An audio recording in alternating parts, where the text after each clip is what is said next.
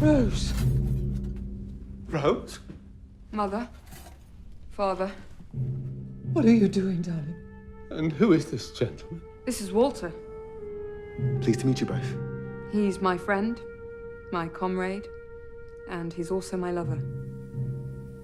Rose, my love, why are you stealing from your own home? We're fundraising. For what?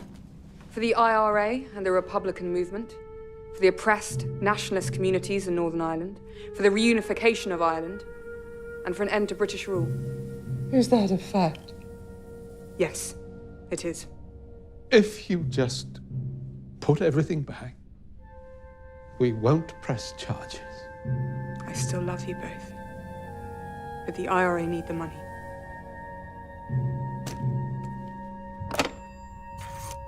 I've alerted the staff.